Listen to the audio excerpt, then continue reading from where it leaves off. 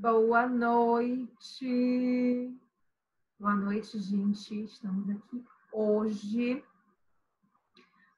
Estamos aqui hoje para a gente falar de manejo da família no atendimento com crianças. Vamos falar de família. E aí, vamos embora falar de família no atendimento com crianças? Manejo com a família no atendimento infantil. Vamos colocar aqui, bonitinho, nosso título. Oi, gente! Oi, Aline! Saudade também. Agora eu tô com saudade. Todo mundo tá com saudade de mim, eu tô com saudade de todo mundo. Agora a saudade aumenta, porque a gente só se vê assim, né? Online. E aí, como estão, meu povo? Vamos se chegando, porque hoje a gente tem assunto, tá? Para falar. A gente hoje vai falar sobre o manejo da família no atendimento infantil. E, na verdade, eu estou me dedicando, esse mês de junho, a falar sobre a família no atendimento terapêutico, tá? Não sei se vocês perceberam.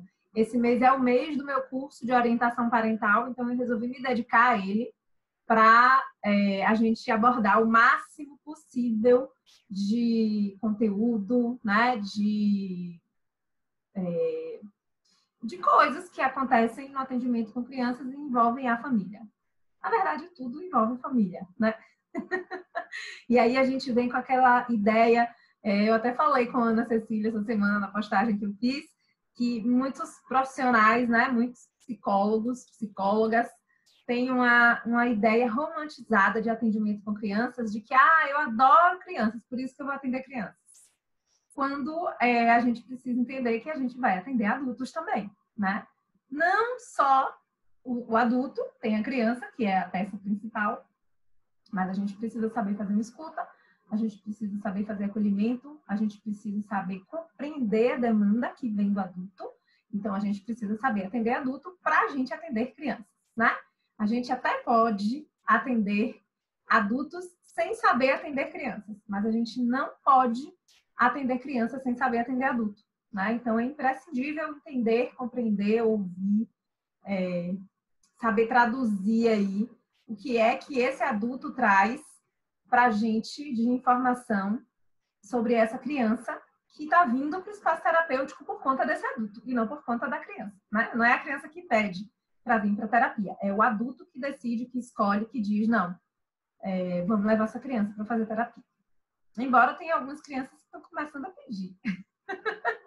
E isso é um movimento revolucionário, mas ainda não acontece com todo mundo, né? Então, a gente não, né, como é que diz? A gente não pode estar achando que é assim, né? Na verdade, quem faz isso é o adulto. E pensando nisso, estou aqui hoje para falar com vocês um pouco sobre a minha prática no manejo com esses adultos que são os pais, na maioria dos casos, mas podem ser também avós, tios, padrinhos, madrinhas, às vezes professores, né, que encaminham, que indicam, mas uma pessoa responsável, né? E às vezes a gente precisa fazer uma escuta de uma família mais completa, não só aquela família nuclear, aquela família que está ali envolvida com a criança diretamente.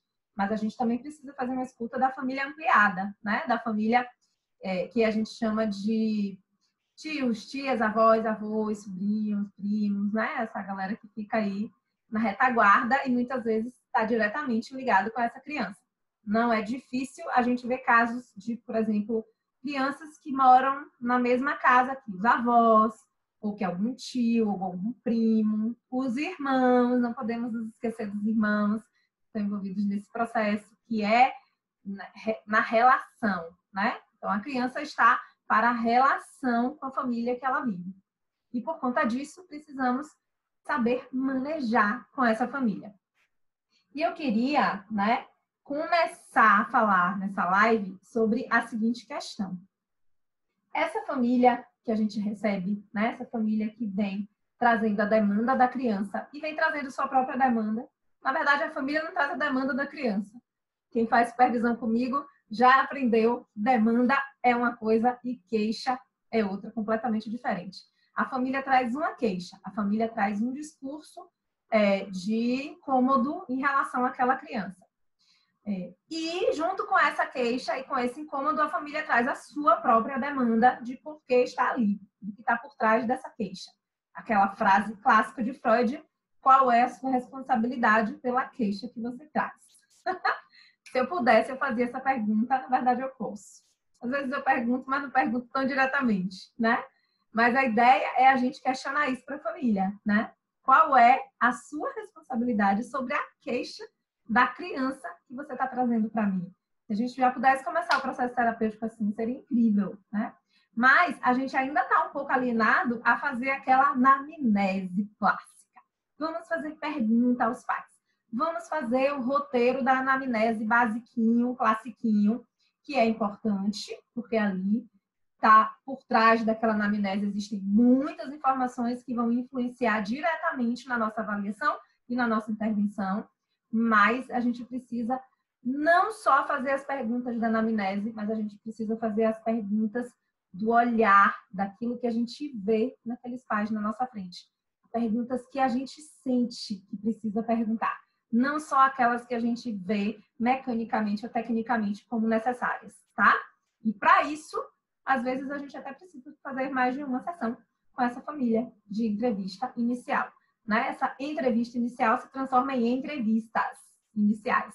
Por quê? Porque a gente precisa compreender, muitas vezes, o que está por trás daquele discurso pronto, daquela queixa cansativa, porque a família já vem cansada, né? A família não procura o processo terapêutico, gente, porque ela está bem. Nenhuma família, vocês não vão encontrar a família bem no processo terapêutico. A família que está bem, ela não vai procurar o processo terapêutico, tá? Então, a gente só vai encontrar a família que não está bem. Algumas mais ajustadas que outras, algumas completamente desajustadas, mas aí a gente, né? A gente está aqui para receber os casos, né? Assim como a gente também vai encontrar crianças mais ajustadas e crianças mais descompensadas ali na relação que está envolvida com aquela família. E quanto maior o ajustamento da família, melhor o prognóstico da criança. Isso é muito legal. Sim, porque as crianças que a gente atende na psicoterapia têm prognóstico, tá? Por quê? Porque elas vêm com um diagnóstico. Elas vêm com uma ideia de que tem um problema para ser resolvido. Ai, Pétala Festas, mas 1000 beijos para Pedrinho e para vocês também, viu? Amores lindos. Ai, gente, quem falou aqui comigo também foi Mari. Mari perfeita. Marina Tavares. Maravilhosa. Inclusive, estava estudando hoje, você viu? Vou logo dizer que estou começando a ficar uma aluna aplicada. Só esqueci de colocar lá na aula que eu concluí a aula. Porque eu sou uma aluna um pouco bagunçada. Entendeu, amiga? Mas que conteúdo perfeito do curso de Marina Tavares, que fala de uma coisa importantíssima que eu falo todo dia nas minhas supervisões. Que a gente, né, nós psicólogas, precisamos aprender a ter segurança naquilo que a gente faz. E partiu disso também muita angústia do atendimento online, né? Muitas psicólogas que tiveram angústias demasiadas para atender online tinham mesmo era insegurança no atendimento com crianças, tá? E aí o online deu um boom nisso, né? O online, tipo, incendiou essa insegurança que já existia. Pois é, Mari, antes tarde do que mais tarde. O vídeo deu uma pausada, os meus vídeos adoram ficar dando essas pausadas chatas. Pois é, amiga, eu tô numa vida muito louca, sem tempo para nada. Boa noite, Alessandra. E, enfim, eu tô tentando encontrar tempo para fazer as coisas, para viver também. Inclusive, esse fim de semana agora eu vou mudar de casa. Então, pense que eu tô aqui já pensando no quanto vai ser louca a minha vida. Mas vamos voltar aí para a família, tá? Vocês ficam me cortando, me atrapalhando meu raciocínio com tanto carinho. Eu não dou conta. Então, vamos lá. A gente precisa perceber essa família, né, entrando, né, buscando esse processo terapêutico como alguém que precisa ser visto em primeiro lugar. Sim, em primeiro lugar, tá?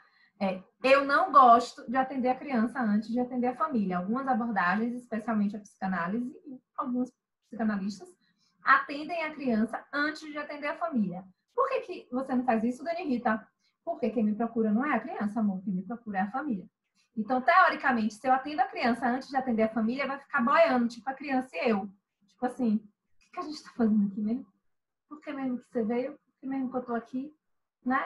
Por que mesmo que você está aqui? Eu acho, a sensação que eu tenho é que vai ficar uma coisa meio solta, né? Conhecer a demanda de quem quer trazer a criança para mim é o principal ponto, tá? É o ponto-chave, é da onde vai sair o fio de todo novelo que a gente vai precisar desembolar. É da família, porque é a família que traz, né? Diferente com adolescentes, mas aí a gente vai rolar as lives. Vou fazer um mês especial de adolescência, tá? Me aguardem. É porque eu tô agora separando por mês, eu tô um mês só por um assunto, tá? Pra gente se organizar aqui nos assuntos. O adolescente é diferente, né? Até porque o adolescente, ele tá vivendo uma fase de individuação. O adolescente está aprendendo a se individualizar. Então, quem é que eu vou atender primeiro? O adolescente. Mesmo que seja a família que queira que o adolescente faça psicoterapia. Até para que ele engaje melhor, é ele que vai ser atendido primeiro. Adolescente, a partir de que idade, Dani Rita? A partir de 16, tá? 16. Essa é a idade do adolescente que eu atendo primeiro. Mas fora isso, criança, até 14 anos eu atendo primeiro a família, porque é a família que está me trazendo a demanda. Então, vamos lá. Atende essa família primeiro, faz a anamnese, mas faz outras coisas. Observa essa família, né? Observa se essa mãe vem junto com o pai, ou se só vem um, ou se eles vão querer encontros separados, né? Observa quando eles vêm juntos, quem é que senta junto de quem, como eles ficam junto um do outro, se eles se tocam, se eles ficam... Já aconteceu de pais ficarem assim, cada um no canto da poltrona, que eu tenho uma poltrona só para os dois, né? E aí cada um assim no canto, meio que não se encoste, pais casados, tá? Já aconteceu deles chegarem super casadinhos românticos e, né, e parceiros ali no toque, na expressão corporal. Então, a expressão corporal que aquela família traz diz muito da família, né? Diz muito da demanda que ela está me trazendo também. Então, não é só que eu pergunto, tá? E por que eu preciso observar isso, Dani Rita, para saber como eu manejo com essa família? Justamente para saber manejar, né? Eu só vou saber manejar se conhecer primeiro. Então, previamente, eu preciso conhecer, tá? E para eu conhecer, gente, eu não vou conhecer fazendo perguntas, fazendo um relatório só, tá? Não. Inclusive, o que é que eu estou fazendo agora com muitas famílias? Tem um roteiro que eu até já enviei para o meu grupo lá do Telegram, já dei de brinde isso para vocês. Eu dei o questionário? Dei o questionário também, o questionário para pais, já dei também de brinde, questionário para pais, que é um caminho para a família antes dela vir para a entrevista inicial. Então, ela preenche aquele questionário, foi eu que criei o questionário, tá? Todo bonitinho, com perguntas e pegadinhas que eu acho que vão me ajudar a olhar essa família de uma forma mais ampliada. E essa família responde, pai e mãe, e manda para mim, tá? E aí, no dia da entrevista, eu já fiz a leitura desse questionário e já, inclusive, começo a pontuar algumas coisas em relação ao discurso que eles me trazem. Mesmo enviando esse questionário, quando eu recebo eles, vão me falar o que eles quiserem, mesmo que esteja tudo no questionário. E, normalmente, tem muito mais do que eles colocaram no questionário. Tem coisas que estão no questionário, tem coisas que eles não falam que estão no questionário. Então, eu gosto por isso. E eu não preencho aquela anamnese classicona, não preencho, tá? Esse questionário será mandado do curso? Será, com certeza. Com certeza, inclusive com um plus a mais, tá? Que é um questionário específico para orientação parental. Tudo que você pensar vai ser disponibilizado nesse curso. Esse curso vai ter muito material para prática, tá? Esse curso, gente, que eu vou fazer dia 27 de junho, inclusive, deixa eu dizer, esse curso é para 100 pessoas, que eu vou fazer pelo Zoom, ele, ao vivo.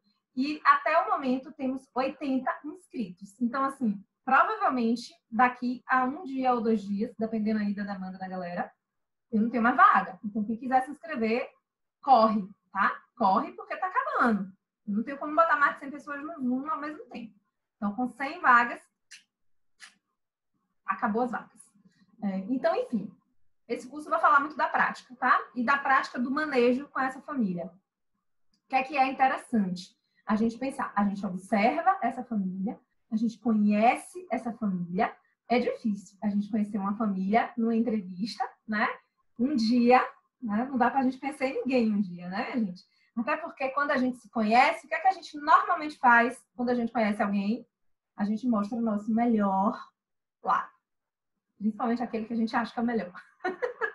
Né? A gente vai mostrar a pessoa mais fofa, a gente vai mostrar a pessoa mais educada, a gente vai mostrar a pessoa mais centrada, né? A gente não vai mostrar logo de primeira nossas barraquices, nossas vulnerabilidades, nossos defeitinhos, principalmente aqueles que são normalmente criticados socialmente, tá? E a maioria das famílias tem isso, principalmente com as crianças. Você recomenda estudar um pouco sobre a teoria sistêmica para melhorar a compreensão? Eu recomendo estudar muito, pouco a pouco. Porque tudo é o sistema, né? A relação familiar é um sistema. Então, se eu atendo criança, eu atendo a relação familiar, tá? Não é que eu faça terapia familiar. São coisas diferentes. Mas eu atendo, eu acolho, eu compreendo, eu vou servir. O meu serviço vai ser para um sistema, não vai ser só para uma pessoa, tá? Não tem como eu atender só a criança sem olhar para o sistema que está envolvido nela. Então, adorei Fatrichão. Fala seu nome aí. Fati Rinchão, alguma coisa assim. Adorei, Fati, essa sua pontuação, viu? Maravilhoso estudar sistêmica, a teoria sistêmica é maravilhosa para a gente atender criança e suas famíliazinhas, a gente receber e compreendê-las melhor, tá? E quando a gente recebe esses adultos, a gente... Rafa! Pois é, você bota um IG de Instagram, nada a ver com o seu nome, eu vou errar, só acertei o trinchão. Rafaela, pois é, Rafa, você arrasou aí na sua colocação, tá? Então, quando a gente recebe esses pais, essa família, qual é a pergunta que não quer calar, minha gente? A pergunta que não quer calar é: quem está pedindo o quê para quem? Eu ouvi essa pergunta uma vez da Luciana Guiar, a Gestalt terapêutica maravilhosa, que eu sou apaixonada. Eu nunca mais me esqueci dessa pergunta que ela fez, que a gente precisa fazer para os pais. Quem pede o quê para quem? Né? Então, essa família que está ali pedindo alguma coisa para a gente, está pedindo para ela, está pedindo para a criança, né? Quando a família chega e fala assim, ó, Dani, tá tendo vários sintomas, tá com muitos medos, não tá conseguindo dormir na cama dele ou dela, deixa eu ver, sintomas clássicos, né, que vem para terapia. Tá com muita ansiedade, tá com dificuldade de se concentrar. O que é que essa família tá pedindo? Ela tá pedindo para fazer o quê? Ela tá pedindo para ela ou ela tá pedindo para a criança? Eu preciso ter uma noção desse pedido. Esse pedido que a família me faz, que está por trás dessa queixa, é a demanda da família. Que eu sempre bato nisso quando eu faço a supervisão, né? Com os minhas queridíssimas PCs que estão fazendo supervisão comigo, tanto individual quanto em grupo. Eu sempre pergunto, qual é a demanda da família? E é massa, porque a maioria me diz da queixa que a família traz. A minoria consegue enxergar, assim, né, logo a demanda. E é difícil mesmo a gente perceber. É um exercício dificílimo, mas é um exercício essencial para que a gente não fique boiando no atendimento com a família, para que a gente não fique, sabe? Ou então ali, sabe aquela coisa focada só na queixa? Focada só no sintoma da criança? A criança tem medo, vamos botar o livro de medo, vamos fazer recurso de medo, vamos, sabe? Muito focado no sintoma, aí a gente até pode resolver o sintoma, mas a gente não vai resolver a demanda. Aí a criança transfere o sintoma para outro sintoma, que às vezes pode ser pior do que esse medo. Porque o que acontece? Às vezes, esse medo que a criança sente é o único recurso que ela encontra para se defender naquela relação familiar que está assim, estabelecida de alguma forma, tá? E a criança se defende com sintoma, a criança se defende com comportamento desajustado, a criança se defende sendo o contrário do que a família espera que ela seja. É assim que a criança se defende, tá? É a defesa, literalmente, emocional e psíquica que a criança arruma. Então, muitas crianças têm pavor de psicóloga que quer resolver sintoma. E ela tem pavor de falar sobre o sintoma. Por quê? Porque provavelmente passa assim pela cabeça dela, bem conscientemente. Você me tira esse sintoma e eu fico com o quê, amiga? E eu caio, né? Clarice Lispector traz isso. Cuidado com o defeito que você corta de você. A gente nunca sabe qual o defeito que sustenta nosso edifício inteiro. Eu amo essa frase de Clarice, que óbvio eu não falei corretamente, mas é isso que ela quis dizer. E eu levo ela para o sintoma da criança. Cuidado com o sintoma da criança que você resolve querendo focar no sintoma. Porque você não sabe se esse sintoma está segurando o edifício todo dessa criança. E ela pode ficar muito pior, tá? E o que acontece? Quando a gente pensa em manejo familiar, a gente também precisa pensar nisso. Porque se eu resolvo o sintoma da criança, a família acha que está tudo resolvido, tchau, terapia. E não está tudo resolvido, tá? O processo terapêutico precisa de acomodação. Precisa de eu solidificar tudo aquilo que foi aprendido psiquicamente dentro do processo. Então, eu não posso, tô bem, tô ótima, tô bem resolvida, a criança tá super massa, sem nenhum sintoma daqueles que trouxe na queixa, e pronto, já pode dar alta. Não é bem assim. Por que não é bem assim? Porque aquela criança ainda não acomodou os aprendizados. Porque aquela criança ainda não tem estrutura neurológica, nem emocional, para dar conta das outras coisas que vão vir pela frente. Ah, Dani, isso significa que a gente vai postergar o processo terapêutico da criança? Não. Isso significa que a gente precisa cuidar da criança até ter segurança de que ela está bem. O que acontece muitas vezes? A criança vem para o processo terapêutico, fica 2, 3 meses, o processo terapêutico foi muito bem conduzido pela psicóloga, e aí a criança melhora todos os sintomas que trouxe na sessão inicial. Com 1 semana de melhora do sintoma, já é motivo para a família falar: acabou, tá ótimo, eu não vou mais levar. Com 2 semanas, às vezes, entende? 1 semana, gente, 2 semanas, 3 semanas, 1 mês de sintoma redimido não significa dizer que a criança está pronta, não. A criança, ela conseguiu superar aquele sintoma. Mas e aí? Como é que ela tá? Ela já está estável? Ela já acomodou todos esses aprendizados? Não. Tá? Essa criança precisa continuar, a gente precisa continuar avaliando essa criança, reavaliando, né? A gente precisa continuar acompanhando essa criança, até a gente ter certeza, e a criança e a família, de que tá tudo bem. Aí sim a gente dá aula. Então, normalmente eu digo, e aprendi isso com o psiquiatra maravilhoso, doutor Ivan, quando eu perguntei assim para ele, qual é o tempo suficiente para um acompanhamento psiquiátrico de uma criança com medicação? Qual é o tempo mínimo? Aí ele falou para mim, 1 ano, mínimo 1 ano. E aí a gente pensa neurologicamente, de toda aquela... A medicação precisa fazer efeito, precisa estabilizar, precisa consolidar, né? Precisa fazer efeito ali neurologicamente na criança. E o processo terapêutico é idem, né?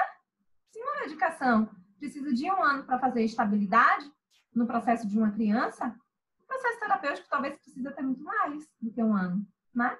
Porque o remédio, a medicação, ela vai diretamente no sistema nervoso. A terapia não necessariamente, né? A terapia, às vezes, dá uma volta ali na criança todinha até chegar onde precisa. Então, eu sempre digo para os pais, processo terapêutico é no mínimo 1 ano. Com ou sem melhora de sintoma. Entende? Então, eu dou essa previsão. É uma previsão de melhora, que eu dou uma previsão impensada? Não, é a previsão de o mínimo que a criança precisa para estar em processo terapêutico. O mínimo é 1 ano, sem interrupções grandes. O que é interrupções grandes? Tira a criança, 3 meses depois, bota a criança de novo. Porque isso acontece muito, né? Eu mesmo tenho muitas... acontece muito isso comigo. Da família tirar a criança por alguma questão, aí fica 2, 3 meses, a criança começa a vir com todos os sintomas de novo, aí a família quer de novo que eu atenda a criança. Não atendo. Não tem condição, tá? Porque eu vou estar enxugando gelo. Isso não é processo terapêutico, gente. E aí, cabe a nós, psicólogos, eu até anotei isso aqui, a gente precisa informar, a gente precisa explicar para a família o que é um processo terapêutico. E para que a gente possa fazer isso de forma assertiva, a gente precisa ter certeza daquilo que a gente está fazendo. A gente precisa se sentir seguro. Porque se a gente não se sente seguro, nem a gente sabe dizer para a família o que é um processo terapêutico, tá? Para que ela entenda o que é que vai acontecer dali para frente, aonde é que ela está amarrando o jegue dela. Então, isso precisa ser informado, tá? Isso tudo precisa ser acordado no início. Então, como é que eu manejo com a família? dando uma informação adequada, assertiva, compreensiva para a família. Então, quando a família me procura pelo WhatsApp, ela recebe toda a informação de, pelo menos, o processo avaliativo da criança. Ela já sabe tudo que eu vou fazer em um mês com a criança e quanto eu cobro por isso, tá? E ela fica também sabendo o que é que acontece depois, enquanto ela vai provavelmente pagar por isso. Para quê, gente? Isso é importante. Para que ela tenha uma organização financeira, logística, emocional, né? Ela vai ter que ter disponibilidade financeira, disponibilidade de tempo, disponibilidade emocional, porque ela precisa se engajar no processo terapêutico, e engajamento no processo terapêutico da família é mudança de comportamento, mudança de atitude, mudança de pensamento. Se não acontecer isso com a família, o processo terapêutico da criança não anda, não se movimenta, não sai do lugar. Opa, Marina Tavares, maravilhosa. Queria ter tido você como supervisora no início da minha clínica. Oh, amor. Pois é, e hoje eu atendi uma psicóloga que ela está começando a atender crianças. Ela já é psicóloga, ela era psicóloga organizacional. E aí ela atendeu criança na faculdade e logo que ela saiu também no serviço de psicologia. Depois ela foi para a organizacional, ficou 12 anos, eu acho, se eu não me engano. Acho que sim. Na organizacional. E agora ela está voltando a atender na clínica e ela está com a primeira criança na clínica que eu estou supervisionando, tipo, desde o início do atendimento. Ela só fez uma sessão com a criança e a sessão de entrevista inicial com os pais. Então, ela está comigo bem do iníciozão. Hoje, a supervisão com ela foi praticamente uma aula de como avaliar essa criança, de como manejar com essa família. E foi massa, porque foi legal nesse encontro com ela hoje, nessa supervisão. Ela reacendeu várias coisas que ela tem competência para fazer com a criança que ela tinha esquecido completamente. Sabe a amnésia total? Ela teve amnésia total. Mas hoje, né, eu dando umas dicas, orientando, dando ideias. E aí, por que você não faz isso? Ela, ai, meu Deus, eu sei fazer isso. Ai, que legal, eu posso fazer isso. Foi incrível a supervisão com ela hoje. Eu fiquei super emocionada e me sentindo lisonjeada de estar estreando uma psicóloga no atendimento com crianças, né? Eu já quero o quê? Adotar a menina para mim. Helena Ferreira, qual a idade máxima para entrevistas iniciais com os pais? Eu atendo começando com os pais. Eu sempre faço entrevista com os pais, tá? Mas eu atendo primeiro os pais até 15 anos de idade. Depois disso, eu atendo primeiro o adolescente, mas eu também faço entrevista com os pais. Mas eu faço depois de conhecer o adolescente, de acordar com ele também. Embora, o que acontece? Quando os pais me procuram de adolescentes, eu peço para eles combinarem com o adolescente quem é que o adolescente quer que eu ouça primeiro. Porque às vezes o adolescente quer que eu ouça os pais primeiro. E aí, se for nesse sentido do adolescente preferir, eu atendo primeiro os pais, tá? Mesmo que, mas e por quê? E se o adolescente tiver sido manipulado pelos pais? Vai ser manipulado pelos pais, não vai ser por mim. Então, eu preservo minha relação terapêutica de vínculo de confiança com o adolescente, tá? Então, é importantíssimo. Oi, Flavinha! Você é luz também, gente. Para de falar essas coisas que eu vou me emocionar. Então, não tô bem. Essa semana ainda estou comemorando meu aniversário, porque eu sou igual cigana, tá? Meu aniversário foi 9 de junho, hoje é 16, aniversário do meu pai, inclusive, Maravigold, que eu só fui dar parabéns para ele de noite, de tanta coisa que eu fiz hoje, arrasada. Mas eu estou super emocionada, ainda recebo parabéns também. Alana, Dani, já fiz 2 cursos seus no atendimento, seria tudo como foi ensinado lá ou já há mudanças? Alana, eu te digo uma coisa, mudança sempre há, mas não mudança de tipo completamente diferente do que está nos meus cursos, do que eu dei nos meus cursos, sabe? Mas assim, o que existe hoje é uma atualização, é uma melhoria, é uma lapidação daquilo que eu falei há 2 anos atrás, daquilo que eu falei há 3 anos atrás. Mas eu conduzo o meu atendimento desde que eu comecei a atender desse jeito que eu faço hoje. Só que hoje, óbvio, eu tenho um olhar mais ampliado, com muito mais experiência, né? São 7 anos aí de estrada. Então, a gente sempre vai aprendendo coisas. E o que é que tem de bom, por exemplo, se a gente faz uma atualização com o mesmo profissional? No meu caso, o que tem de bom é que eu estou sempre construindo coisa nova. Então, eu estou sempre construindo recurso novo, eu estou sempre construindo roteiros novos, eu estou sempre tendo um olhar diferente. eu estou tendo experiências com os meus atendimentos novos, estou aprendendo coisas novas, eu estou cometendo erros novos, né? Que faz a gente também aprender coisas novas, mas graças a Deus eu não estou cometendo erros velhos, né? Que dizem que repetir o erro é o quê? Não rola. Helena Ferreira, obrigada. Era exatamente o que eu queria saber, atendo adolescentes. Obrigada, amor. De nada, meu bem. Então, minha gente, é isso. Vamos lá para uma coisa importante que eu quero falar sobre o manejo com os pais, tá? Ah, Dani, a gente precisa acolher. Todo mundo fala, a gente precisa acolher os pais. A gente precisa acolher os pais. E o que eu vejo são muitos psicólogos querendo matar os pais. Já de primeira, porque os pais, eles vêm, às vezes, repleto de conflito, de confusão, né? Querendo mandar, às vezes, na terapia do profissional, dizendo como é que tem que fazer, como é que não tem que fazer, querendo dar preço, né? Que eu nunca vi ninguém melhor para dar preço do que pai de paciente de psicólogo. Pai e mãe, né? Nunca vi. Eles querem dar os preços da gente. Impressionante. Então, assim, às vezes a gente fica impaciente com isso. E aí, como é que eu acolho, Dani? A questão é a seguinte, minha gente. Existe uma diferença muito grande entre acolher e se submeter, tá? Acolhimento não é submissão. Os pais, às vezes, também não entendem quando eu falo, você precisa acolher seu filho quando ele estiver com raiva. Você precisa acolher seu filho quando ele estiver triste, chorando, com medo. Ele precisa ser acolhido. Aí eles pensam assim, mas vou passar a mão na cabeça. Mas vão achar que eu sou boba. Né? Eles pensam logo que vão ter que se submeter ao filho. Né? E não é. A gente confunde acolhimento com submissão. Não é, gente. Acolhimento é, estou aqui disponível para te ouvir, para te responder 55 milhões de vezes, se for preciso. Né? Estou aqui disponível para compreender que você está cometendo os mesmos erros 555 milhões de vezes. Estou aqui disponível para fazer 52 mil sessões de acompanhamento e nelas todas falar a mesma coisa para você até que você entenda. Isso é acolher, tá? Acolher não é a gente falar, tudo bem, eu vou dar desconto. Quer de 15 em 15? Tá bom, a gente faz de 15 em 15. Não quer mais a terapia? Tá bom. Dani, 2 semanas depois eu quero. Então venha. Tá? Isso é submissão, tá? Pai e mãe falar alguma coisa e a gente ficar sem saber o que responder, ou não querer responder, ou não saber dizer não. Entende? Pai e mãe ficar te devendo 3 semanas, 4 semanas. Tem uma menina que eu estou supervisionando que a família, o pai está devendo a sessão da criança 3 meses. 3 meses devendo a sessão sem pagar e ela continua atendendo a criança, loucamente. Entende? Isso é submissão, isso não é acolhimento.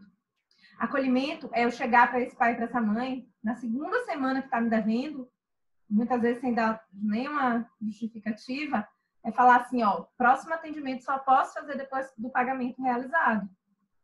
Você está com alguma dificuldade? Você quer falar isso para mim? Né? Você quer dividir essa dificuldade comigo? De repente eu posso ver o que eu posso fazer. Mas o que eu não posso é me submeter à sua vontade de não me pagar. Porque eu trabalho e esse trabalho tem preço. Para que tenha um valor, né? Se esse trabalho não tem preço, ele não terá valor. Nem para a família, nem para a criança. Por quê, Dani? A criança nem sabe que não está sendo pago, o que é um erro, deveria saber, tá? Mas mesmo se a criança não saiba que não está sendo pago, a família está tratando o processo terapêutico com desprezo, desconsiderando o processo terapêutico. E aí, provavelmente, está menosprezando a terapia da criança na frente da criança. Então, ela está vendo que está sendo desvalorizada de alguma forma. Aline, mundo da adoção, você chegou, garota. Maravilhosa. Maria Aparecida falou, Dani, vou atender só público infantil. Você sugere que a idade? Não tenho como sugerir isso. Isso aí é seu, é pessoal, sabe? Eu atendo todas as idades, qualquer uma. Aí o que acontece? Na nossa experiência de atendimento, a gente mesmo vai percebendo qual é a maior habilidade, com qual fase de desenvolvimento a gente tem mais habilidade, a gente tem mais vínculo, entende? E aí a gente vai escolhendo natural, isso é uma escolha natural, tá? Não dá para sugerir isso, porque é muito individual, é seu, é do seu atendimento. A gente precisa se posicionar sobre pagamento. Muitas psicólogas não se posicionam. E quando não se posiciona sobre pagamento, não só se posiciona para mais nada. Não é só para pagamento, não. Entende? Cachola viva, que saudade de você por aqui. Não deveria nem existir fiado, só tendo pagando. Pois é, mas assim, o que é que acontece? Muitas vezes a gente começa a atender criança e a gente não sabe manejar isso com família, porque a gente não aprende isso, contrato, combinados, parte burocrática, é uma prestação de serviço, minha gente. Nós, psicólogos, fazemos uma prestação de serviço, não somos funcionários. A não ser os psicólogos que trabalham em clínicas, tipo, no sentido da clínica contratar, que isso quase não existe, né? Ou que trabalha com plano de saúde. Aí você vira funcionário do plano de saúde, pessimamente remunerado, diga-se de passagem. Que isso aí eu não indico para nenhum ser vivo que faça psicologia, que atenda por plano de saúde. Inclusive, a gente deveria fazer um complô contra atendimento com plano de saúde, porque, a gente, é melhor você cobrar um valor social daquele mais baixo possível do que você atender plano de saúde, tá? Muito melhor. Plano de saúde é humilhação, é pagação de... Não, tá?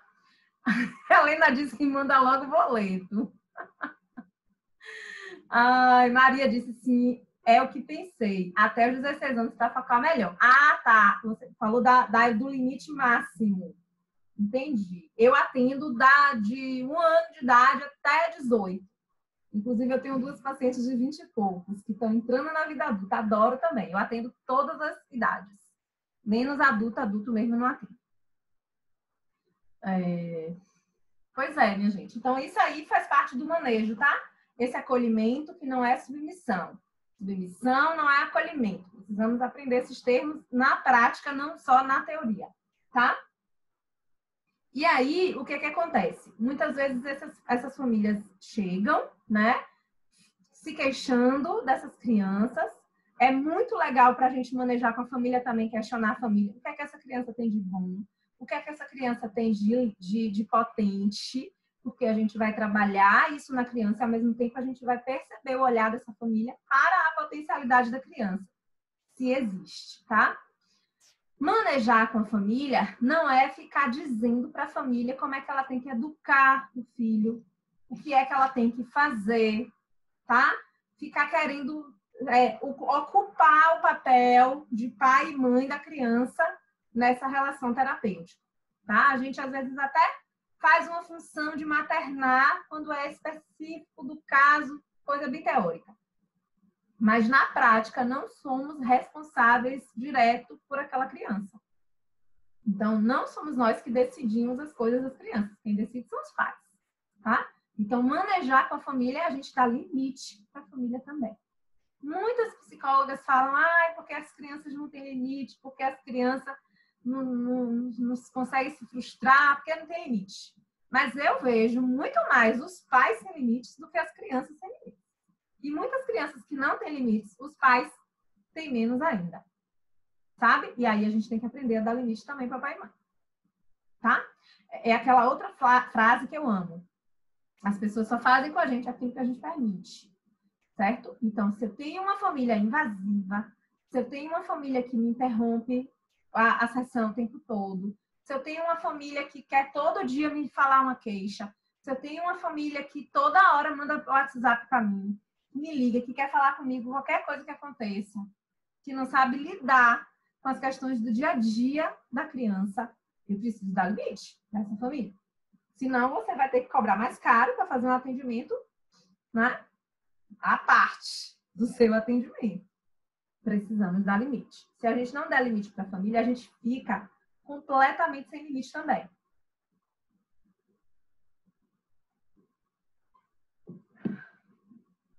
Não é? Os planos são horríveis. E eu ainda vejo muitas psicólogas com o discurso de que eu vou atender por plano para ter experiência. Você não vai ter experiência nenhuma boa. Primeiro, porque se você atende por plano, você atende um tempo menor do que a criança merece a sua atenção e seu atendimento. Segundo, que você não vai ter dinheiro para pagar a supervisão. Então, a experiência, ela não vai ser absolutamente preenchida, tá? A experiência não vai ser válida. Que a experiência válida é a experiência que a gente une a qualidade, a habilitação, a capacitação, tá? A gente não fica experiente só porque está atendendo. A gente fica experiente porque está atendendo, se capacitando, fazendo cursos, indo para congressos, se atualizando, informação continuada, fazendo supervisão, principalmente no início dos atendimentos, que é quem quer ganhar experiência, né? Fazendo terapia pessoal, porque, gente, se eu sou um psicólogo ou uma psicóloga que tenho muitas questões a serem trabalhadas terapeuticamente, isso vai implicar na qualidade do meu atendimento, diretamente, tá? Por quê? Porque tudo eu vou trazer para o meu pessoal. Tudo que acontecer na relação terapêutica eu vou trazer para mim. Eu vou me afetar pessoalmente, porque eu não estou trabalhada terapeuticamente. E também não serve qualquer psicólogo, tem que ser psicóloga boa, tá? É igual médico. Não adianta, eu tenho um plano de saúde para ir em qualquer médico, só para dizer que eu fui atendida. Não. Tem médicos e médicos. Entende? Então, eu preciso me qualificar. Quanto mais eu me qualifico, quanto mais rápido eu me qualifico, mais caro eu posso cobrar pelo meu serviço. Porque eu sou uma profissional extremamente qualificada e vou dar resultados e vou mostrar resultados. Eu dou resultados. Quem me procura para atendimento, vê resultados. Às vezes não vê do jeito que espera, com a expectativa que tem. Mas que tem resultado, tem. Porque eu trabalho e estudo para isso. Para mostrar resultado. Não é só para dizer que eu estou atendendo, não. Tá? Tempo médio da sua sessão, 50 minutos. No máximo, 1 hora. Mas o tempo mesmo é 50 minutos.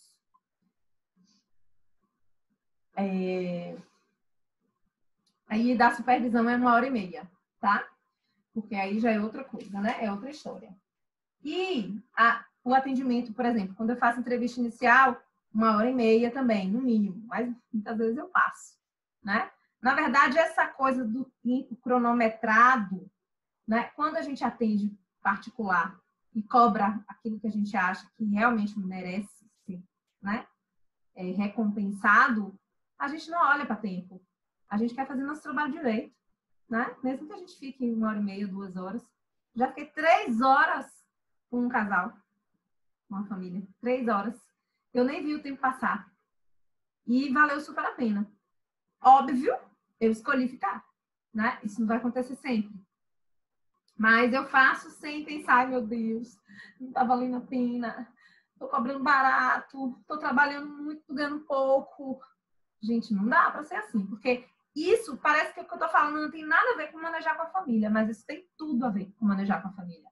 Porque se eu não estou satisfeita com o trabalho que eu estou fazendo, o resultado que eu estou ganhando do meu trabalho, eu vou ter zero. Eu vou ter zero empatia para manejar com a família, tá? Eu não vou conseguir manejar. Eu não vou conseguir dialogar, eu não vou conseguir ouvir, eu não vou conseguir ter atenção, eu não vou conseguir acolher, eu não vou conseguir estar disponível, eu não vou conseguir estar inteira no processo. Porque eu vou achar que eu estou sendo sempre... É como se eu estivesse sendo... como é que chama? Me fugiu agora a palavra. Como se eu estivesse sendo... Não é nem violentada, que eu quero dizer. Veio violentada agora na minha cabeça, mas não é violentada, explorada. Né? Eu vou me sentir explorada por aquela família. Então, meu manejo com ela já vai ser ríspido. Já vai ser impaciente. Já vai ser, não tenho hora para você, não tenho saco para você. Não tenho paciência para você porque eu estou ganhando mal. Entende?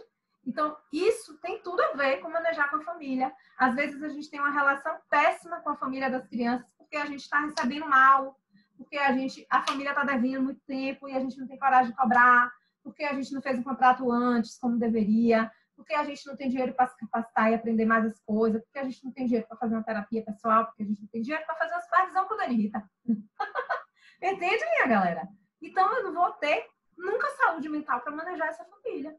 Vocês percebem que uma coisa é ligada na outra? Eu não tenho como me desvincular. Não existe imparcialidade aí. Não é aquela coisa que foi ensinada na faculdade de que nós somos neutros na relação terapêutica. É mentira. Essa é a mentira mais lavada que eu já ouvi toda a minha vida. Inclusive, aprendi isso na própria faculdade. Entende? E botei à prova isso. Inclusive, foi na minha apresentação de TCC. Eu joguei na cara de todos os professores. É mentira. Vocês mentiram para mim. Não existe imparcialidade.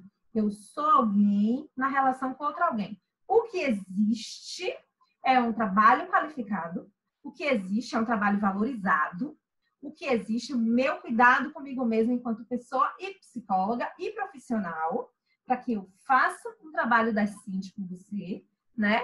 Para que eu atue de forma competente e isso traga resultados para você e para mim. Porque é uma via de mão dupla. É uma relação terapêutica. Entende? Cadê?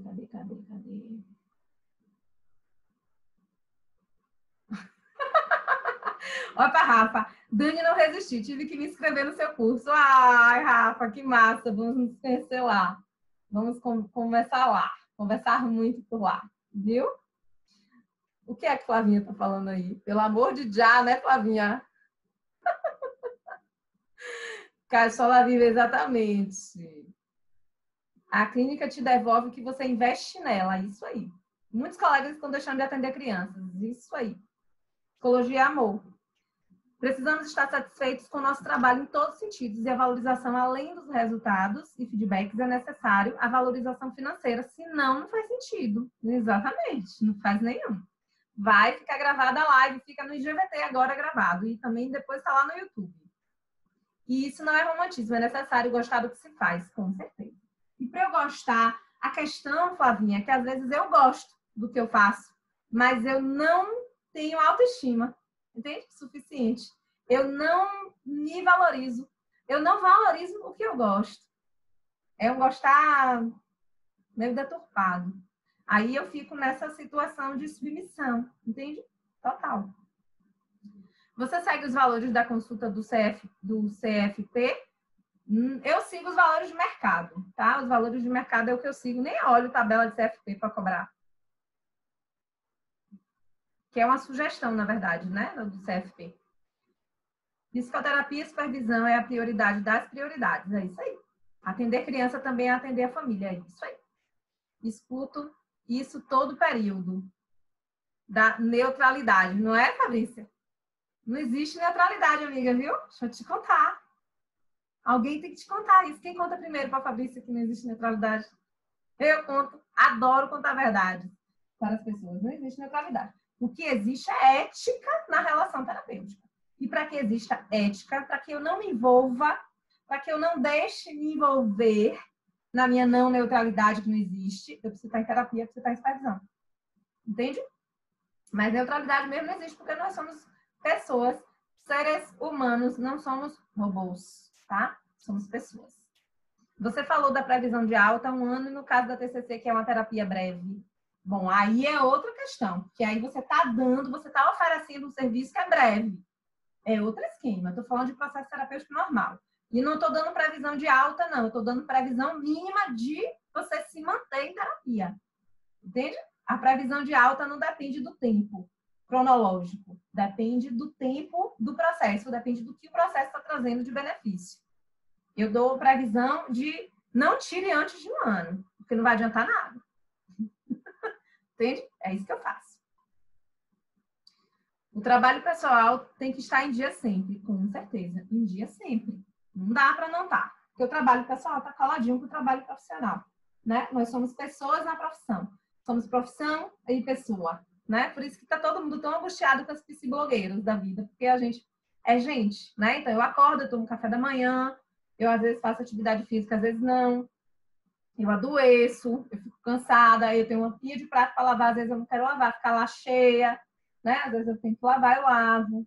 Eu tenho marido, eu me separo, eu volto. Eu tenho um filho adolescente, discuto, cria treta, depois fica numa boa.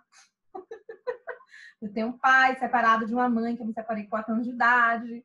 Eu tenho uma história de vida, né? Enfim, eu tenho amigos, né? Eu bebo vinho. Hoje eu bebo menos, eu bebia mais quando era mais nova, mas aí meu fígado não tá aguentando mais, eu bebo menos. Mas eu bebo, eu gosto de tomar uma birita. Uma cervejinha às vezes, embora me dê dor de cabeça, né? Mas eu sou uma pessoa como qualquer outra. Tenho ranço de algumas pessoas, sou apaixonada por outras, né? Esses dias eu tava na minha... Saindo só um pouquinho do assunto da nossa live, mas eu tava no processo terapêutico de grupo com as meninas da Fadas Fadas e Bruxas no Divã, maravilhosas, inclusive eu já falei delas e já indiquei para todo mundo. Eu só indico, eu quero, quando eu fico feliz com a coisa, eu quero que todo mundo fique feliz junto comigo, tá? Fadas e Bruxas é sensacional no Divã. Fadas e Bruxas no Divã. Quem não conhece, vai lá agora no Instagram delas e conheça o trabalho delas, que é incrível, tá? E aí, uma das duas terapeutas, virou meu crush total, fiquei apaixonada. Aí, no fim do processo terapêutico, eu falei para ela, deixa eu te dizer uma coisa, tô apaixonada por você, amiga. Apaixonei, tá? Meu marido vai ficar com ciúme se souber, mas eu tô super, super, super apegada emocionalmente a você. Então, é isso, né? Eu sou gente, entende? Agora, o que é que eu faço? Eu me trabalho, né? Eu me trabalho na vida. Então, eu sei a diferença de dizer, de elaborar isso, né? Na fala, inclusive, e de manter o respeito na relação terapêutica, na relação de amizade, na relação de colegas, né? Na relação de trabalho. Mas eu sou gente, eu tô sentindo as coisas. E a gente não tem como não sentir. E no manejo com a família, o sentimento, ele prevalece, né? Tem família, quem nunca pensou isso, que atira a primeira pedra. Mas tem família que chega e você fala, Senhor, faz com que essa família não volte mais, Senhor, como fica a cara de Senhor, esse pai separado dessa mãe.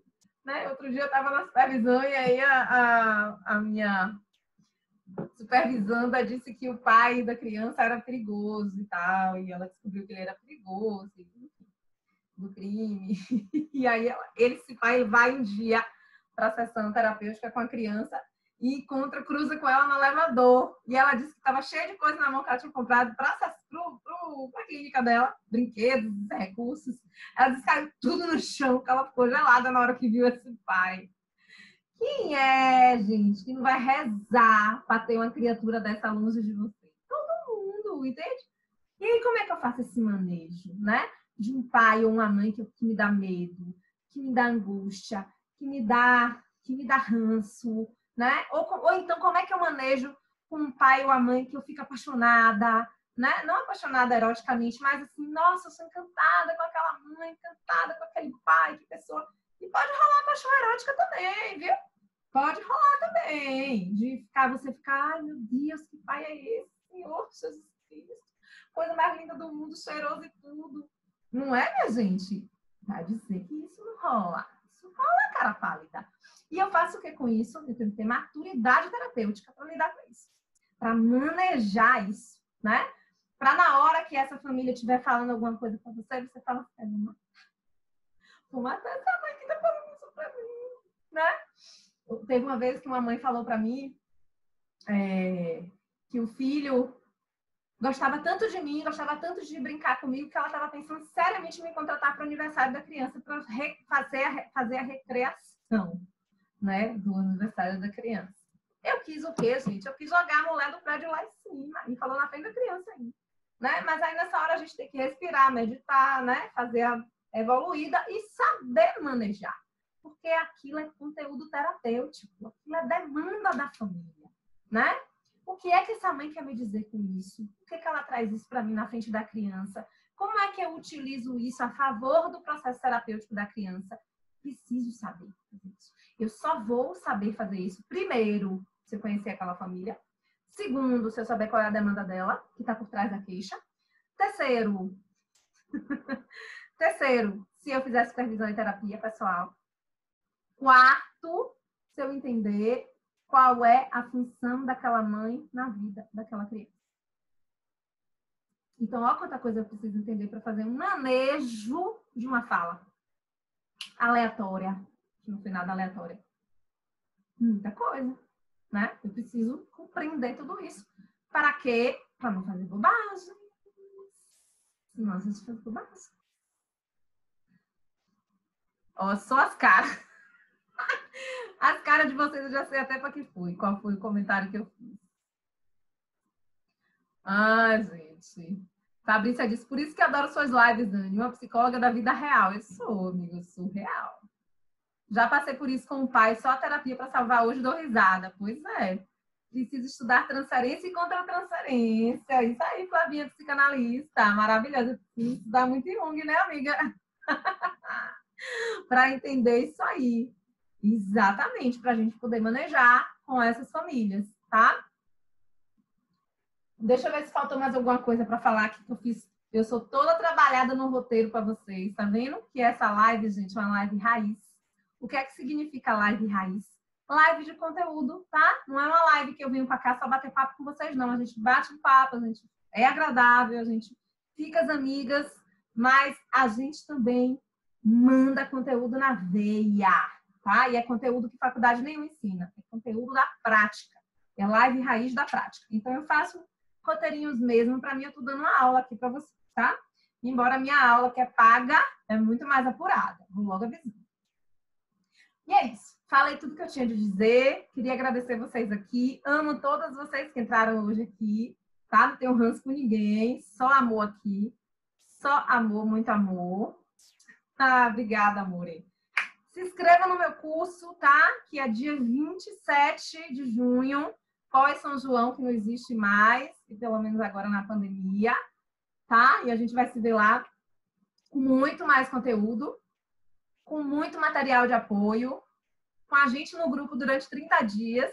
Esse grupo vai ficar durante 30 dias no Telegram, porque esse curso ficará 30 dias salvos, para que vocês possam ver, rever. Mas, por favor, eu quero todo mundo online, tá?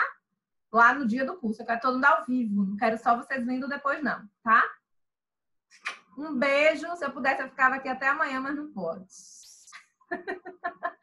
Beijo, beijo, beijo, beijo. Até a próxima terça. Live Raiz.